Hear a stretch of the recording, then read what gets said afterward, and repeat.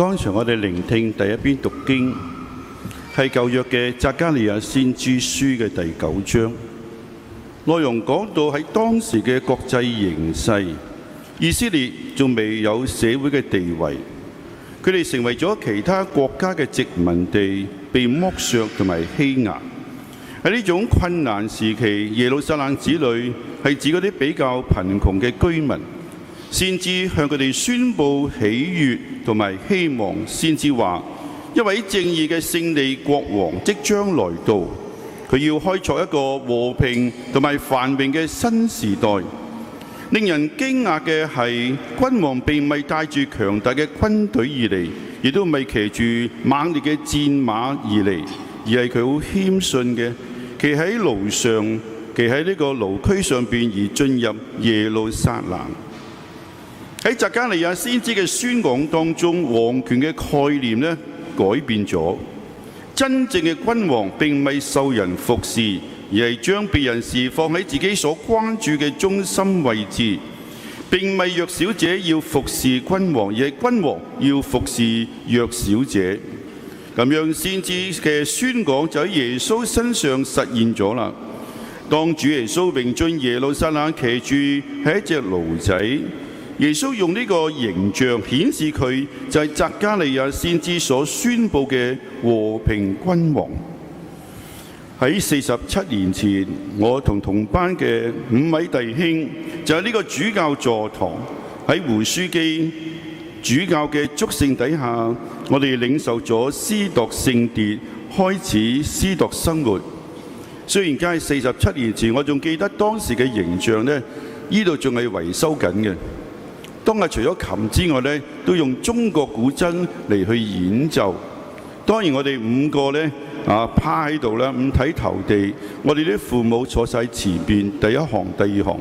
不過依家我哋啲父母差唔多絕大部分依家喺上邊，繼續為我哋祈禱。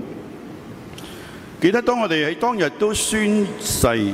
我哋其中一個就話：我哋願意學習主耶穌去服侍他人，唔係受他人服侍。喺前幾日6月30號早上，我哋5位弟兄齊集喺將軍澳聖方濟各大學嘅小堂，我哋為慶祝我哋晉鐸嘅47週年，大家一齊舉行一個彌撒，去感謝天主。喺當日嘅福音講，門徒跟住耶穌上船，忽然間狂風大浪，門徒係好驚嘅。我哋諗翻下47年嘅司鐸生活，我哋都經過大大小小唔同嘅風風雨雨。有人就問我哋，究竟有乜嘢力量令到我哋會堅持呢？我哋望住你望我，我望你，大家話係因為教友，係因為好多教友早晚日日夜夜不斷咁為我哋祈禱，加上有啲教友有形無形嘅支持同埋鼓勵。雖然間我哋都會有失意失望嘅時候，但係教友令到我哋振作。喺福音當中講耶穌喺船上瞓着咗，其實唔係耶穌瞓着，係有時我哋神父都會瞓着咗啊！有時我哋都唔知道點樣去處理一啲人同埋事。好彩耶穌仍然喺船上，佢引領我哋，所以我哋特別多謝天主聖神嘅降福同埋保守。我哋都衷心多謝每一位教友，多謝你哋用唔同嘅方式去支持同埋鼓勵我哋，使到我哋有力量繼續去服侍大家，服務教會。今日我哋聆聽嘅係馬竇福音嘅第11章。耶穌喺佢公開生活嘅開始，沿住加利肋亞湖邊行走，佢哋激情洋溢，同時得到好多當事人嘅鼓勵同埋贊同。不過慢慢人開始同耶穌發生衝突，對耶穌產生咗誤會甚至敵意。好多門徒對佢嘅宣講內容感到困擾，慢慢佢哋對耶穌失去信心同埋離開耶穌。而只有剩翻一班處喺猶太社會低層、貧窮嘅同埋受貶抑嘅幾個門徒，只有佢哋願意同耶穌一齊。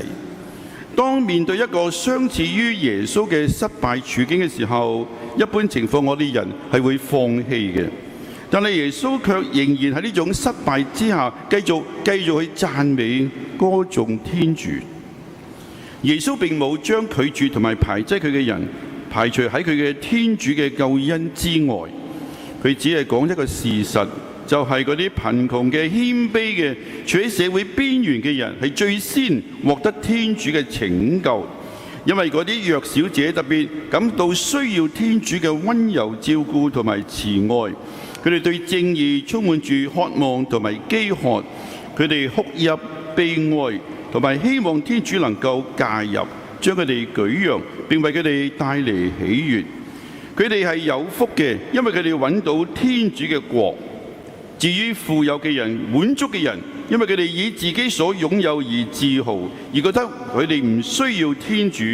佢哋緊靠住佢哋自己所做出嚟嘅神。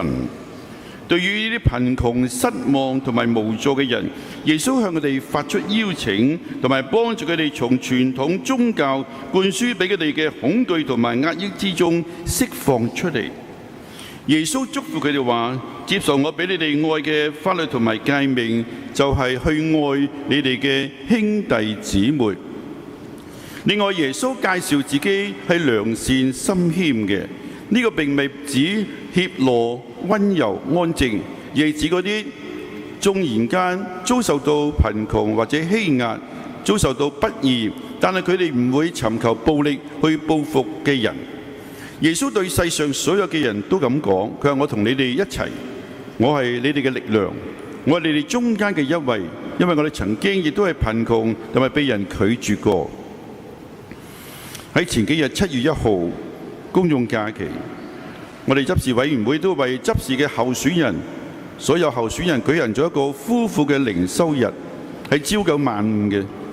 我哋活動主要係幫助參加者候選人作出信仰同埋婚姻嘅反思。